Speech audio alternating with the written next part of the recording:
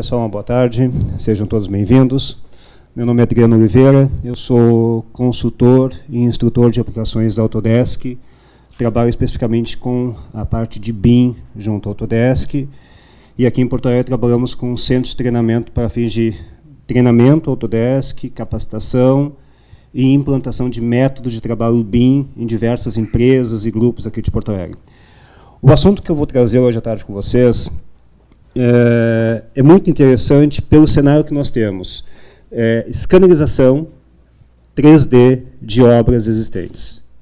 Mas antes de entrar propriamente dito no assunto, o Cícero me pediu que fizesse uma rápida abertura com relação a BIM, que é um tema que todos vocês já conhecem de comentários, de leitura, então eu vou procurar ser rápido com essa questão para nós podermos avançar. Vou tentar fazer funcionar. Não?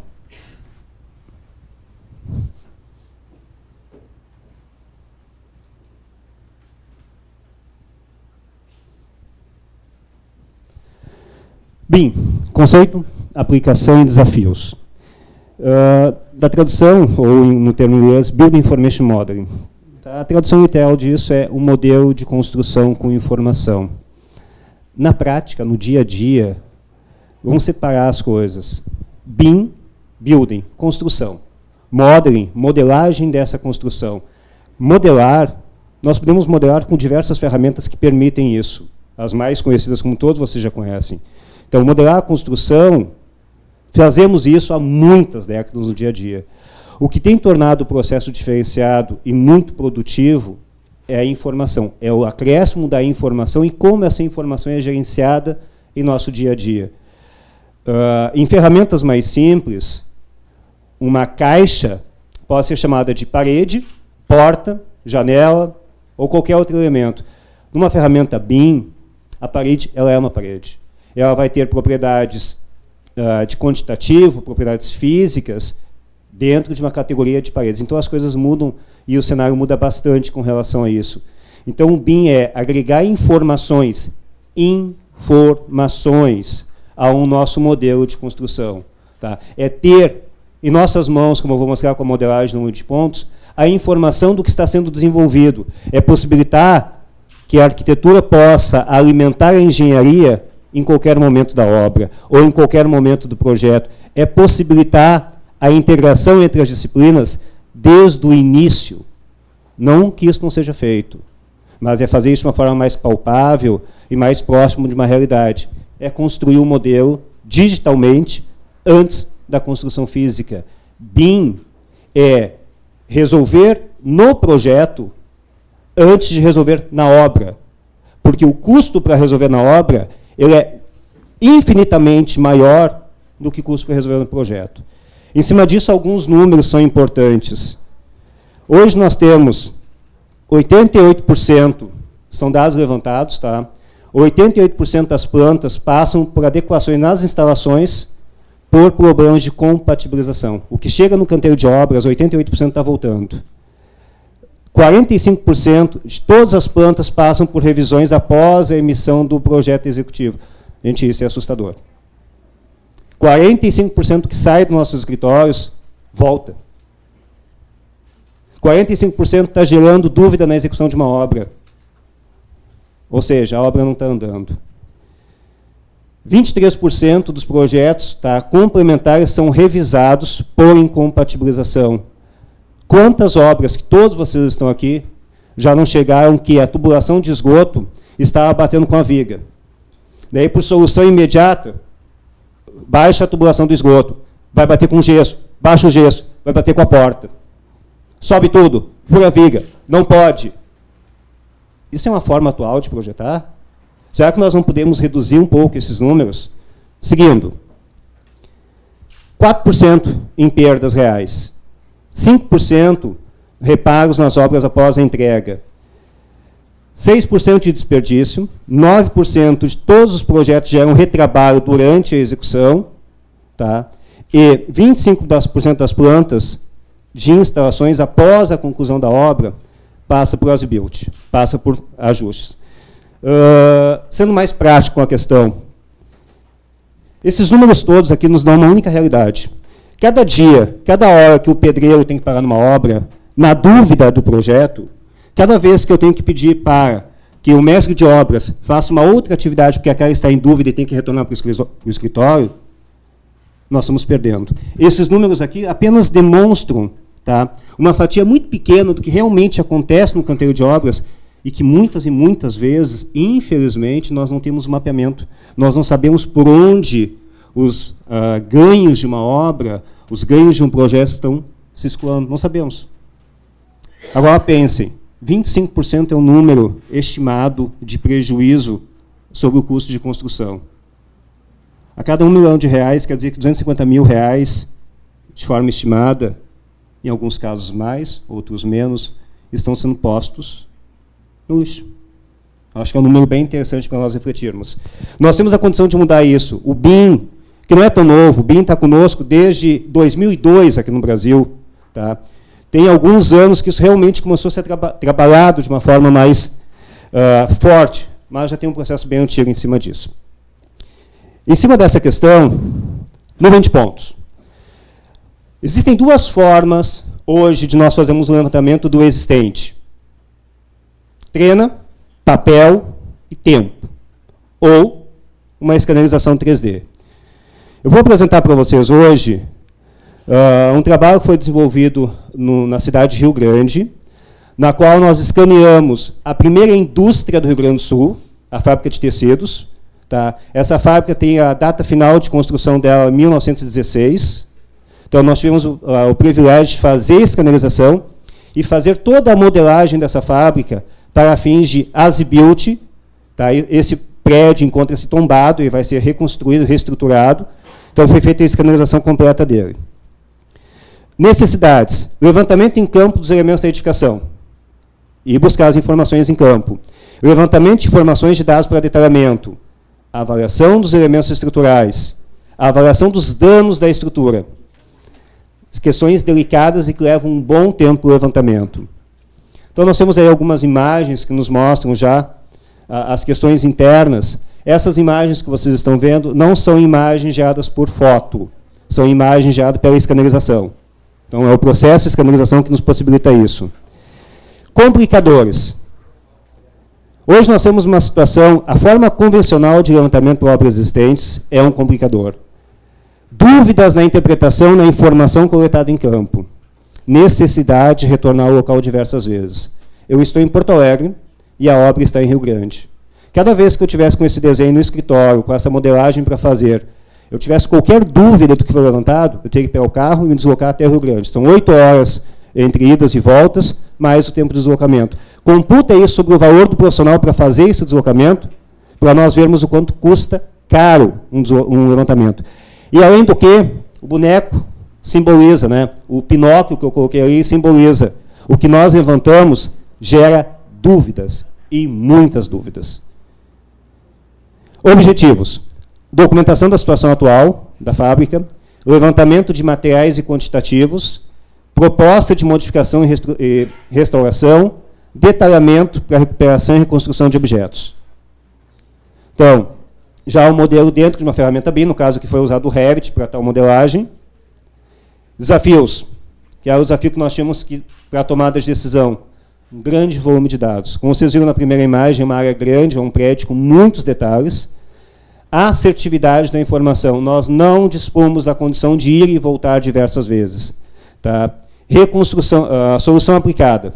Levantamento de dados através da escanerização, reconstrução digital, elaboração de documentos a partir do modelo BIM.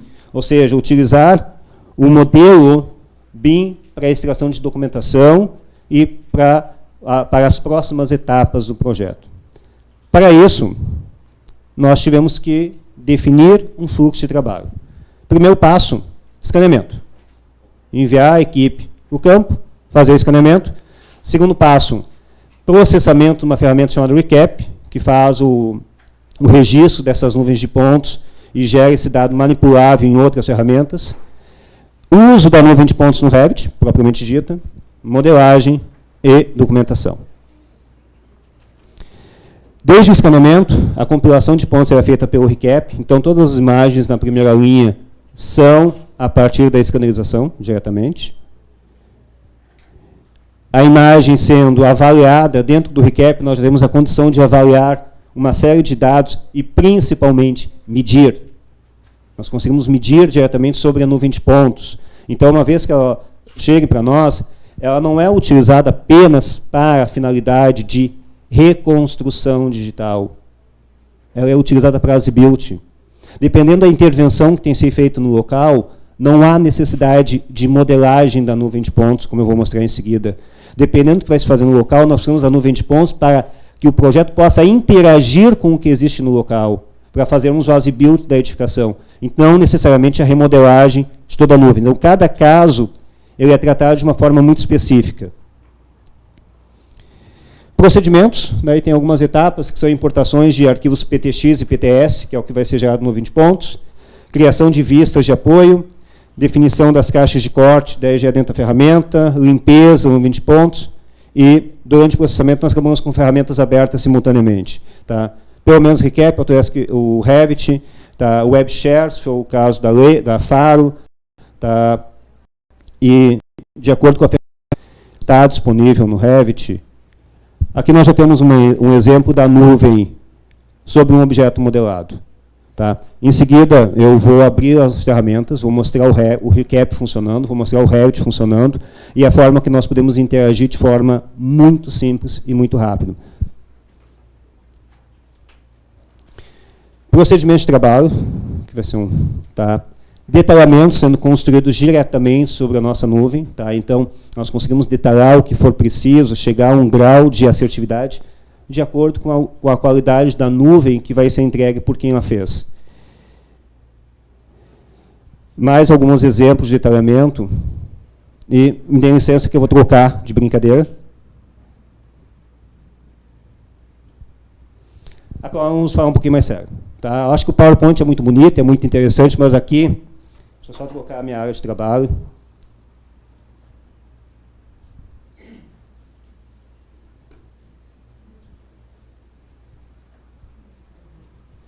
Vou pedir licença que eu vou ter que me sentar, tá? Muito bem. ReCap. Aqui nós temos o levantamento inicial da fábrica. Tá? O modelo digital está na palma da mão. Eu não preciso de desenhos, eu não preciso de papel, eu não preciso de colocar pessoas em área de risco, eu preciso levantar. A informação ela está acessível em qualquer lugar e a qualquer momento. Nós conseguimos, a partir disso, por exemplo, eu tenho dúvida numa medida, no tamanho de uma janela, no levantamento convencional eu tenho que voltar no local. Com a nuvem de pontos, eu vou verificar uma distância, vou medir essa distância diretamente na nuvem de pontos, e ele vai me dar a precisão de acordo com o que tiver na nuvem. Nós já temos aí algum ganho de tempo. Podemos aí, em cima dessa nuvem, vamos voltar, e conhecer a parte interna do projeto. Por exemplo, o que aconteceu dentro dessa edificação, qual é o histórico dela, qual é a condição que ela se encontra no momento. Aqui eu estou dentro de uma das salas. Tá? Interação completa em 360. Então, nós não perdemos absolutamente nada de contato. Tá? A parte... Aqui um dado muito interessante, uma escada com uma série de detalhes nos seus balaústres que precisam ser reconstruídos. Tá? Então, nós temos, a partir da nuvem de pontos, a condição de criar recriar o modelo 3D e imprimir. Eu posso imprimir. A partir da nuvem de pontos, a partir da modelagem, eu posso imprimir. A partir da impressão, eu posso chegar ao molde. Então, vejam quantos ciclos estão conectados. Isso é BIM. É informação que nós estamos tratando sobre o modelo. Vamos um salto a mais dentro do projeto. Aqui. Por exemplo, nós temos uma unidade que era, na época, uma unidade pagadora dos funcionários. Aqui, ó. Então, o nível de detalhe que nós conseguimos ter e a assertividade é muito grande. Podemos, a qualquer momento, interagir com a nuvem. Por exemplo, eu estou recortando a nuvem diretamente, porque eu preciso conhecer um pouco mais do como é que está essa construção por dentro, sem necessariamente estar vendo o modelo inteiro completo, para poder compreender um pouco mais a modelagem. É o que eu falo, nós temos um modelo digital nas mãos. Antes que surja uma dúvida, eu estou usando um computador comum, tá? Eu não estou usando um computador de 20 mil reais para processar, eu estou usando um computador que custa 4 mil reais para fazer o processamento. Que é uma dúvida que as pessoas sempre nos colocam. Ah, mas tem que ser um supercomputador para processar uma nuvem de pontos, quer trabalhar com ela. Não. O supercomputador está por conta de quem faz o levantamento, de quem é a empresa que está levantando. Para o trabalho, para a modelagem BIM, um equipamento bom, mas um equipamento normal. Vamos ao Revit. Opa, desculpa. Aqui nós vamos ter, tá, a fábrica. Eu estou abrindo o modelo da fábrica já totalmente em BIM, com todas as informações necessárias. Tá? BIM não é apenas pela modelagem. Como eu coloquei no início, a modelagem ela pode ser feita em qualquer ferramenta de 3D. É pela informação que ela pode nos dar, é pelo quantitativo de material, é pela informação do que existe lá. Essa é a informação que nos interessa.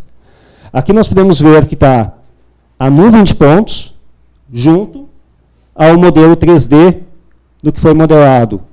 Tá? Vocês conseguem observar, vou aproximar um pouquinho mais, os detalhes construtivos lançados, janelas, detalhes de fachada, eles são recriados. Eles são recriados de acordo com o que existe, de fato, no local e o que a nuvem está permitindo gerar. Eu vou descarregar a nuvem de pontos, por exemplo, e vou ficar com o modelo aberto. Vamos fazer uma caixa de vista, tá, chamada um caixa de corte, e vamos recortar a área do telhado.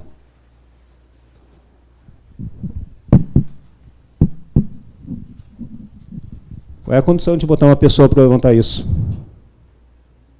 Qual é a condição de botar uma equipe lá em cima? Nenhuma. Não tem acesso. Só foi possível o acesso porque nós colocamos iluminação e posicionamos o equipamento em 3 posições. 3 posições em cima desse telhado que nos possibilitou escanear todo o telhado. Nós não tínhamos como colocar nenhuma pessoa lá em cima. Tá? Esse local está totalmente apoiado por escoras. Eu vou mostrar o telhado para vocês conseguirem ver.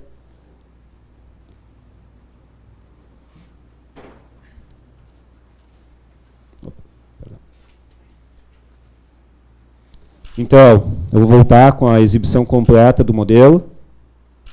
Vamos confirmar. E vamos acessar a área de cobertura dele. Vejam, a densidade de informações que nós temos aqui. Eu vou mudar o modo de apresentação. Eu vou trabalhar por intensidade para conseguir compreender um pouquinho mais. Quantas vezes eu terei que voltar no mesmo local? Será que em 10 dias eu consigo levantar com uma equipe convencional? Acho que não, né? Em 20, 30, 40, 60, 60 dias, no mínimo.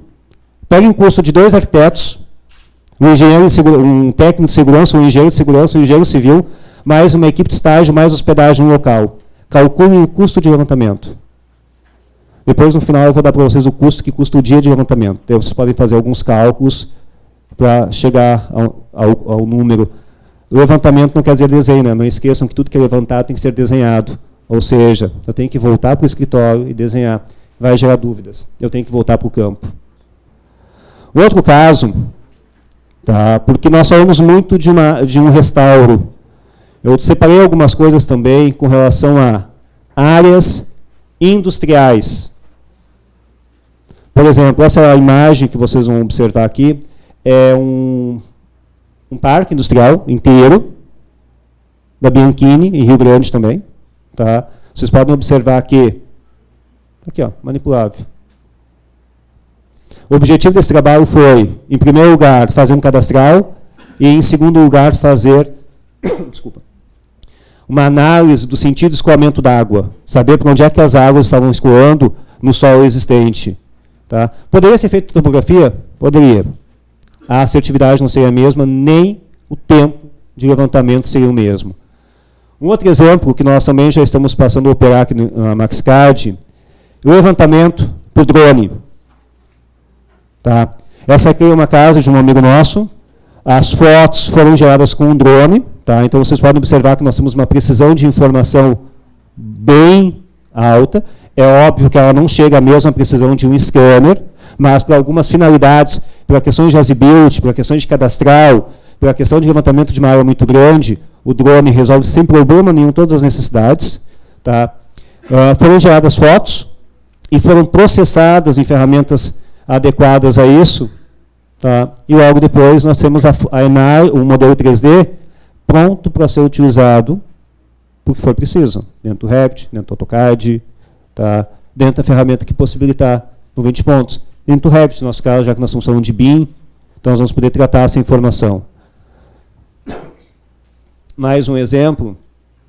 Tá? Perdão. Aqui. Um exemplo de algumas... Vamos voltar aqui à fábrica, pode ser. Vamos voltar à fábrica. Tá? Alguns dados em cima delas que nos deixaram muito felizes, tá? De ter essa liberdade de consultar o modelo a qualquer momento. Tá? A liberdade de poder ir e vir com o nosso modelo. O que isso vai nos possibilitar na sequência? Então, procedimentos. Modelagem dos objetos. Tá? Procedimentos para trabalhar com as tabelas e quantitativos. Uma vez que o modelo está lançado, por exemplo, isto é uma viga de madeira. Eu quero saber quantas vigas tem no projeto. Então, eu vou pedir que ele me gere uma tabela de quantidades. A tabela não está pronta, tá, pessoal? Então, eu não contei antes para saber quantos tem. Eu estou fazendo agora a tabela. Eu preciso de uma tabela de vigas. Então, vai ser uma tabela do quadro estrutural. Eu preciso saber o tipo, tá? O contador, no mínimo. Tipo e contador. Vamos organizar as informações por tipo. Vamos pedir para contabilizar o que está acontecendo. Se tiver mais de um tipo, colocar uma linha separadora. Então, opa, já contou.